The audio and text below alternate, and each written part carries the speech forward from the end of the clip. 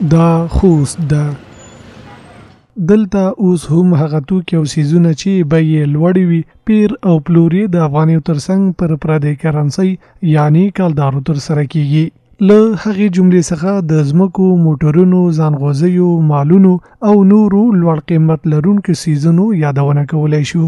د بارګینونو مالکین چې تر ډیره اوس هم سودا په کالدارو ترسره کوي په هکله یې وایي هر هغه څیزونه او موټر چې له نورو هیوادونو څخه هیواد ته په بهرنۍ کرنسۍ راواردېږي دلته یې پیر او پلور هم تر ډیره په همغې کرنسۍ کیږي. مونږ خپله د ایرات نه خرید او فروش کوو دلته په فروش په افغانۍ کوو.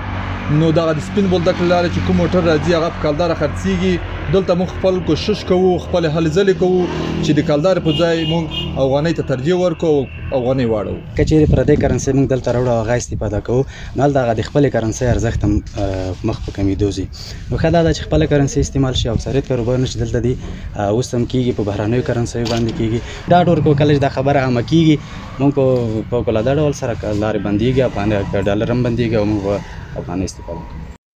د افغانیو د ثبات ساتلو په هکله ولایتي مسؤلینو د یاد ولایت له سوداګرو او پانګوالو سره د یوې ځانګړې ناستې پر مهال له سوداګرو او خلکو غوښتنه وکړه چې پیر او پلور دې د بهرنۍ کرنسۍ پر ځای پر افغانیو ترسره کړي.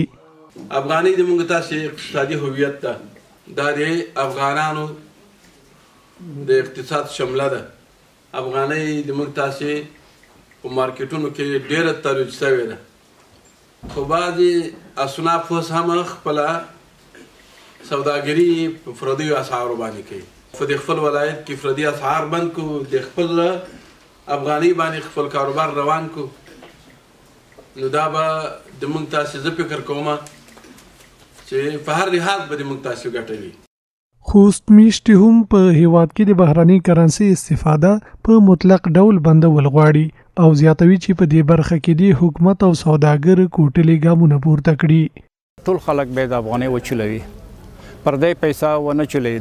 په دا کې د افغانستان د ټولو خلک چې د افغانستان طبیعت لري اینه موږ دا خواهش ده، دا پیشنهاد ده چې پردۍ پیسه باید ورکه کیه.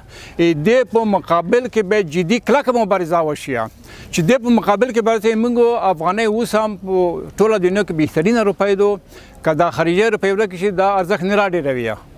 د یادولو ده چې په دې وروستیو کې چارواکو هڅې پیل کړي چې ټولو کاروبارونو کې سوداګر او پانګوال د افغانیو چلښت او هڅوي تر څو د افغانیو ارزښت پر خپل ځای پاتې او لا ارزښتمنې شوي وي.